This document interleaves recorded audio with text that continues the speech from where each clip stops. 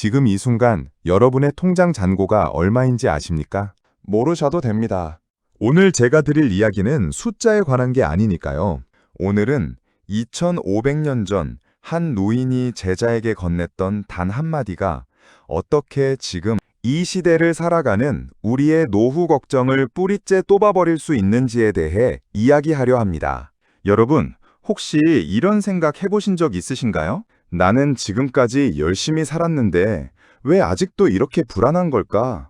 노후 준비를 얼마나 해야 충분한 걸까? 10억? 20억? 아니면 그 이상? 죽기 전에 돈이 먼저 떨어지면 어떡하지? 이 불안, 이 두려움, 여러분만의 것이 아닙니다. 대한민국 중장년 대부분이 밤마다 이 생각에 잠 못 이루고 있습니다. 그런데 말이죠. 공자께서는 이렇게 말씀하셨습니다. 군자는 근심하지도 않고 두려워하지도 않는다. 처음 들으면 황당하시죠? 도대체 어떻게 근심이 없을 수가 있어? 하고요. 그런데 오늘 이 영상을 끝까지 보시면 여러분도 고개를 끄덕이실 겁니다. 아니, 어쩌면 오늘 밤은 오랜만에 푹 주무실 수 있을지도 모릅니다. 자, 그럼 시작해 볼까요? 잠깐만요. 구독과 좋아요, 알림 설정 부탁드립니다. 오늘처럼 삶에 진짜 도움이 되는 이야기 앞으로도 계속 전해드리겠습니다. 오늘 이야기는 공자의 제자 사마오라는 인물에서 시작됩니다. 사마오는 송나라 출신으로 공자의 문화에 들어온 지 얼마 되지 않은 신입 제자였습니다. 그는 말도 많고 성격도 급했지만 마음만은 진지한 청년이었습니다.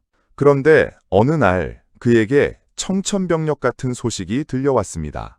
고향 송나라에서 그의 친형인 사마 환퇴가 반란을 일으키려 한다는 소문이 돌기 시작한 겁니다. 여러분, 이 상황을 한번 현실로 옮겨볼까요? 오늘로 치면 이런 겁니다. 어느 날 갑자기 뉴스에 여러분 친형 이름이 뜨는 겁니다. 대규모 사기 혐의로 수사 중이라고요? 아니면 여당 실력자와 결탁해 국고를 횡령했다라는 기사가 쏟아지는 거죠. 형이 잘못한 일인데 왜 내가 떨어야 하냐고요? 세상은 그렇게 돌아가지 않습니다.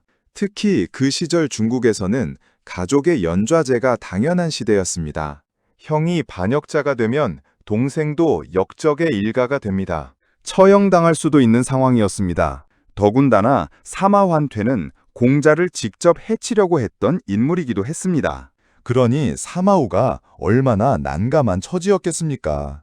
스승님 앞에서는 저는 형과 다릅니다 외치고 싶지만 말이 입 밖으로 나오질 않습니다. 창피하고 무섭고 억울하고 무너지는 것 같습니다. 그 마음을 억누르며 사마오는 결국 공자께 물어봅니다. 스승님, 군자란 어떤 사람입니까? 공자께서 답하십니다. 군자는 걱정하지도 않고 두려워하지도 않는다. 사마오는 고개를 갸우뚱합니다. 그게 말이 됩니까? 걱정하지 않고 두려워하지 않으면 그것만으로 군자가 됩니까?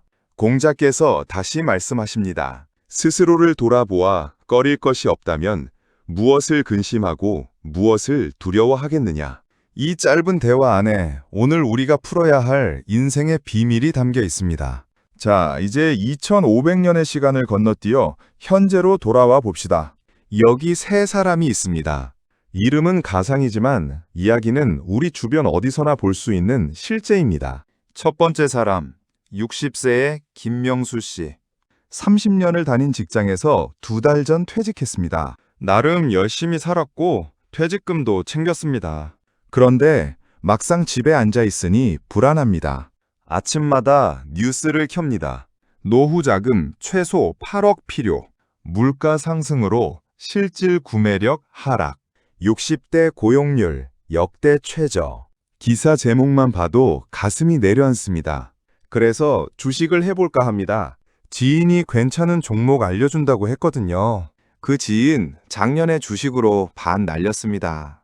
그걸 알면서도 혹합니다. 왜냐고요? 가만히 있으면 더 불안하니까요. 명수 씨의 근심은 어디서 왔을까요? 두 번째 사람, 55세의 이정숙 씨. 남편이 자영업을 하다 폐업했습니다. 모아둔 돈은 없고 아이들 대학 등록금은 아직 남아 있습니다. 몸도 여기저기 아파지기 시작했습니다. 정숙 씨는 밤마다 핸드폰을 들고 계산기를 두드립니다. 이거 팔면 얼마? 저거 팔면 얼마? 그래도 모자라매. 그러다 새벽 2시가 넘어버립니다. 잠은 안 오고 천장만 바라봅니다. 며칠 전 딸이 말했습니다. 엄마, 요즘 얼굴이 왜 이래? 무슨 일 있어? 정숙 씨는 웃으며 답했습니다. 아무것도 아니야. 그냥 좀 피곤해서. 세 번째 사람, 45세의 박진호 씨. 대기업 부장입니다. 연봉도 높고 차도 좋고 집도 넓습니다. 겉으로 보면 모자란 게 없어 보입니다. 그런데 요즘 심리 상담을 받기 시작했습니다. 이유는 단 하나. 밤마다 언제 잘릴지 모른다는 생각에 잠을 못 잔다는 겁니다. 40대 중반에 명예퇴직 당한 동기가 3명이나 됩니다. 저 사람도 당하는데 나는 안 당한다는 보장이 어딨어? 술자리에서는 큰 소리칩니다. 나는 노후 준비 다 됐어. 집에 와서는 핸드폰으로 부동산 앱을 켭니다. 마음이 안 놓여서. 이 세 사람, 여러분은 어떻게 보십니까? 부족해서 걱정하는 사람, 그리고 충분히 가졌는데도 걱정하는 사람. 공자의 말씀이 다시 떠오르지 않습니까? 스스로를 돌아보아 꺼릴 것이 없다면 무엇을 근심하고 무엇을 두려워하겠느냐? 이쯤에서 한 가지 여쭤보겠습니다. 우리는 왜 그토록 노후를 걱정할까요? 돈이 부족해서라고요? 맞습니다. 그게 한 이유이긴 합니다. 그런데 조금 더 깊이 들여다보면 그 아래에 2가지가 더 있습니다. 첫째는 반성의 부재이고 둘째는 방향의 부재입니다. 먼저 반성의 부재에 대해 이야기해 봅시다. 공자께서는 스스로 반성하여 꺼릴 것이 없으면 이라고 하셨습니다. 이 말이 단순히 나쁜 짓 하지 말라는 의미일까요? 아닙니다. 더 넓은 의미입니다. 내가 오늘 하루를 어떻게 살았는지, 내가 한 결정이 옳은 것이었는지, 내가 누군가에게 해를 끼치지 않는지를 매일 점검하라는 겁니다. 그런데 우리는 어떻게 살고 있습니까? 하루가 끝나면 소파에 쓰러져 유튜브 쇼츠를 봅니다. 그러다 자정이 넘으면 퍼뜩 정신이 들어 오늘 하루도 별거 없이 끝났네 하고 잡니다. 반성할 틈이 없습니다. 자신을 들여다볼 여백이 없습니다. 그러면 무슨 일이 일어나냐고요? 잘못된 선택이 쌓입니다. 고치지 않은 실수가 반복됩니다. 그리고 그 무게가 걱정이 됩니다. 이것은 제가 집필한 책 어떻게 살아갈 것인가 논어에서 길을 찾다에서 직접 고백한 내용이기도 합니다. 저는 40대까지도 삶의 방향이 왔다 갔다 해서 고민과 고생을 무척이나 많이 했습니다. 고정값이 없으니 세월만 낭비하고 아등바등 생고생만 했지 결과물은 항상 제로였습니다. 자, 이제 2번째 이유, 방향의 부재로 넘어가 보겠습니다.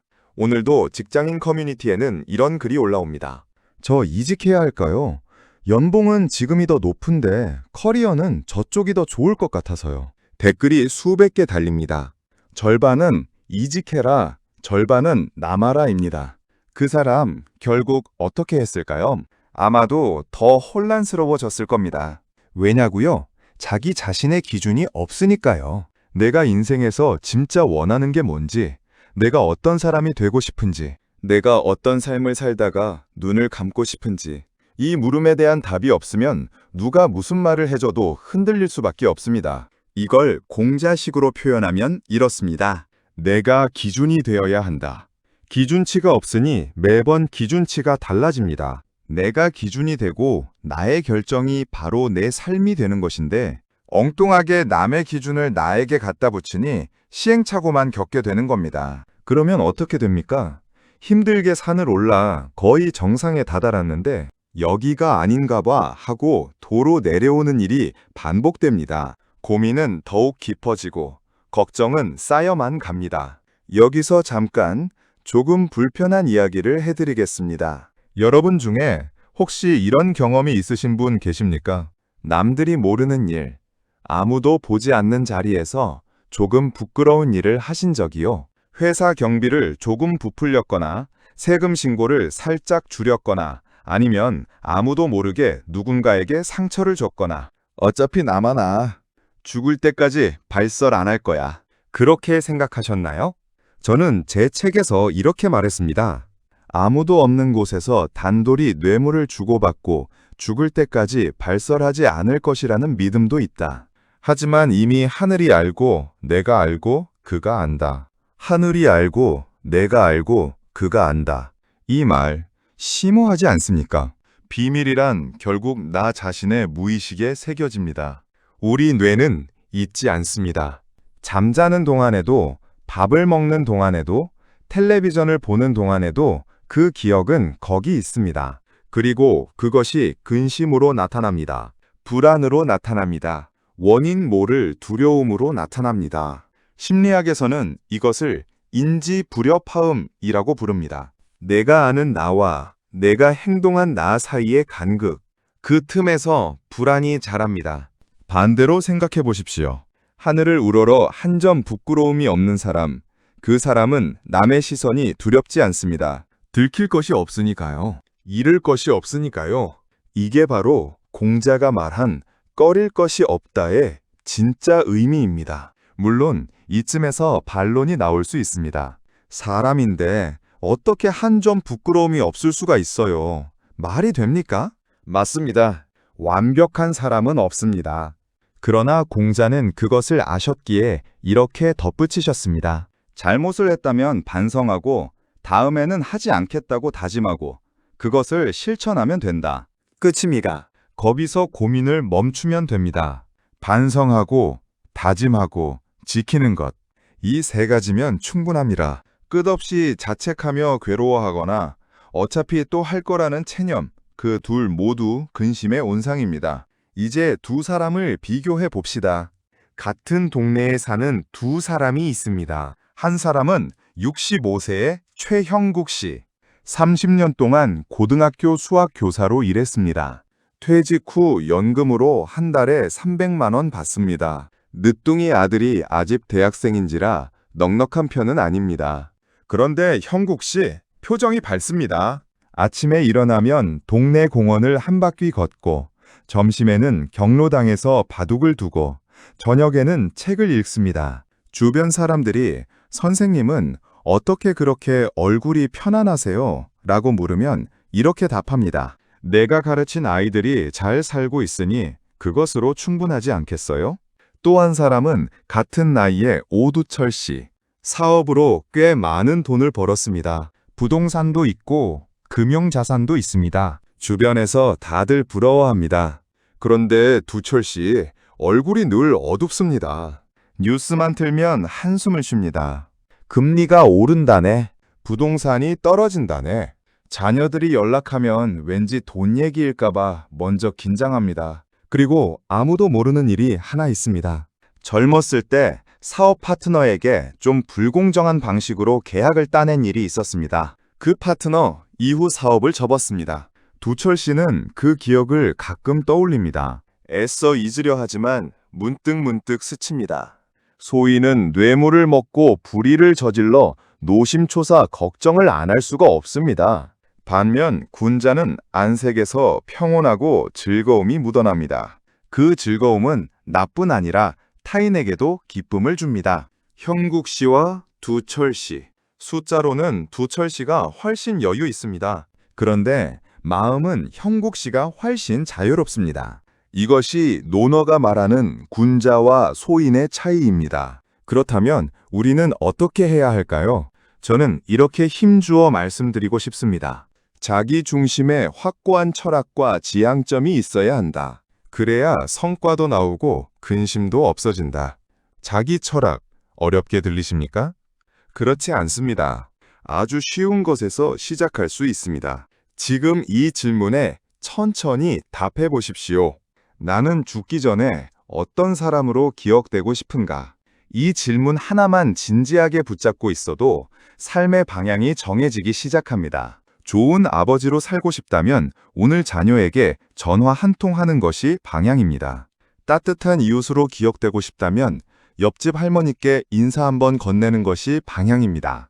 건강하게 살고 싶다면 오늘 저녁 산책 한번 나가는 것이 방향입니다.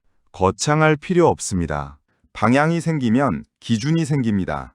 기준이 생기면 선택이 쉬워집니다. 선택이 쉬워지면 후회가 줄어듭니다. 후회가 줄어들면 걱정이 사라집니다. 이것이 공자가 수천 년 전 가르쳐준 근심 없애는 공식입니다. 이제 노후 이야기로 돌아와 봅시다. 많은 분들이 노후 준비라고 하면 돈만 생각하십니다. 물론 돈은 중요합니다. 현실입니다. 부정하지 않겠습니다. 그런데 돈만 있으면 근심이 없어질까요? 아까 오두철 씨 이야기 기억나십니까? 돈은 있는데 마음은 불안한 사람. 반면 최형국 씨는 왜 안색이 평온할까요? 그는 매일 자신을 들여다보았습니다. 오늘 하루 부끄러운 일은 없었는지, 누군가에게 상처를 주지 않았는지, 내가 해야 할 일을 다 했는지, 그 작은 점검이 쌓여 평온이 됩니다. 저는 이 이치를 하늘은 스스로 돕는 자를 돕는다는 격언으로 풀어내고 싶습니다. 스스로 돕는 자. 그건 바로 매일 작은 반성과 작은 실천을 쉬지 않는 사람입니다. 그런 사람에게는 어느 순간부터 걱정이 줄어듭니다. 하늘이 도울 정도라면 걱정과 근심은 이미 거의 사라져버렸다고 해도 과언이 아닙니다. 그렇다면 구체적으로 어떻게 해야 할까요? 오늘 당장 시작할 수 있는 3가지를 말씀드리겠습니다. 하나, 매일 밤 5분, 하루를 되돌아보십시오. 거창한 일기가 아니어도 됩니다. 오늘 내가 한 말 중 후회되는 말이 있었나? 내일은 어떻게 다르게 할까? 이 한 줄이면 충분합니다. 둘, 내 인생의 고정값 3가지를 종이에 적어보십시오. 내가 절대 타협하지 않을 가치, 나만의 인생 원칙, 이것이 흔들리지 않는 기준점이 됩니다. 셋, 안색을 가꾸십시오. 표정을 가꾸십시오. 웃는 사람에게 복이 온다는 말, 과학적으로도 증명된 사실입니다. 평온한 얼굴을 유지하는 것 자체가 마음을 평온하게 만듭니다. 그리고 그 평온이 주변 사람들에게도 전해져 더 좋은 관계를 만들어냅니다. 제가 책에서 고백한 부분 한 번 더 상기해 볼까요? 40대까지도 방향이 왔다 갔다 했고 삶의 희망이 안 보여 삶을 하직해야 하나 잠시 고민해 본 적이 있었습니다. 그런데 제가 선택한 건 다른 것이었습니다. 도망자와 무책임한 사람이 되기 싫어 살기로 작정했다. 거창한 깨달음이 아닙니다. 번쩍이는 영감이 아닙니다. 그냥 도망가기 싫다는 것, 무책임하게 살기 싫다는 것. 그 작은 자존심 하나가 저를 살게 했고 논어를 파고들게 했고 결국 이 책을 쓰게 했습니다. 그리고 그 책이 지금 여러분과 함께 하고 있습니다. 여러분은 어떠십니까? 살면서 가장 흔들렸던 순간, 무엇이 여러분을 붙잡아 줬습니까? 잠깐 떠올려 보십시오. 지금 이 영상을 멈추고 딱 1분만 생각해 보십시오. 그것이 바로 여러분의 고정값입니다. 여러분만의 인생 나침반입니다. 이제 마지막 이야기입니다. 노후의 진짜 부자는 누구일까요? 통장에 숫자가 많은 사람, 물론 그것도 좋습니다. 하지만 논어는 다르게 말합니다. 걱정이 없는 사람, 두려움이 없는 사람, 내면에서 평화가 흘러넘쳐 얼굴에 즐거움이 묻어나는 사람. 그것이 진짜 부자입니다. 여러분 주변에 그런 사람 한 분쯤 계시지 않습니까? 돈이 많지는 않아도 만나면 왠지 마음이 따뜻해지는 분, 잠깐 이야기를 나눴을 뿐인데 힘이 생기는 분, 표정 자체가 빛나는 분. 그분이 무언가 특별한 비법을 가진 게 아닙니다. 그분은 그냥 매일 자기 자신에게 떳떳하게 살아온 겁니다. 작은 것에 감사하며 살아온 겁니다. 남의 기준이 아닌 자신의 기준으로 살아온 겁니다. 2500년 전 공자가 사마우에게 해준 말이 바로 그겁니다. 스스로를 돌아보아 꺼릴 것이 없다면 무엇을 근심하고 무엇을 두려워하겠느냐. 오늘 영상을 마치기 전에 딱 한 가지만 부탁드리겠습니다. 오늘 밤 잠자리에 들기 전에 딱 5분만 투자해 주십시오. 핸드폰을 내려놓고 눈을 감고 오늘 하루를 천천히 떠올려 보십시오. 내가 오늘 자랑스럽게 한 일은 무엇인가? 내가 오늘 아쉬웠던 일은 무엇인가? 이 간단한 물은 거창하지 않습니다. 답도 길 필요 없습니다. 한 줄이면 충분합니다. 그것이 쌓이면 어느 날 아침 일어났을 때 문득 깨달으실 겁니다. 나 요즘 덜 걱정되네. 그 순간이 여러분이 군자의 길에 들어선 순간입니다. 저는 어떻게 살아갈 것인가, 논어에서 길을 찾다 해서 이렇게 다짐했습니다. 군자가 되어 즐거움을 함께 나누어야겠다. 나 혼자의 평온이 아니라 그 평온이 주변으로 퍼져나가는 것. 내 얼굴의 즐거움이 옆 사람의 얼굴에도 번지는 것. 그것이 논어가 말하는 삶의 완성입니다. 여러분도 그런 사람이 되실 수 있습니다. 아니, 충분히 그럴 자격이 있습니다. 오늘 하루 딱 한 번만 자신을 들여다보십시오. 그것이 시작입니다. 오늘 영상 어떠셨나요? 공자의 지혜가 2500년을 건너 여러분의 마음에 조금이라도 닿았으면 좋겠습니다. 좋아요와 구독, 그리고 알림 설정까지 해주신다면 정말 큰 힘이 됩니다. 이런 이야기 앞으로도 꾸준히 여러분께 전해드리겠습니다. 감사합니다.